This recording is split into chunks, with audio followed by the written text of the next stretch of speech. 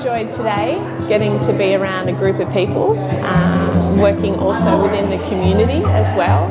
I'm in a job where I'm a first responder when people come and share crisis and they come in very heightened emotional state. So today's course really helped me build a bit of confidence about what to do, what to say, what not to say, which is also just as important, and also just the expectation of looking after myself first, making sure I'm the right person at the right time to help somebody else, and learnt a few new things about listening and not being a doctor, because I'm not, but helping people land somewhere with a few more tools in their tool belt to help deal with what they're dealing with in the situation of life in that time. So it was really interactive, really engaging, and the course presenter was fantastic. So I really loved it and really valued my time. It was so worth coming today.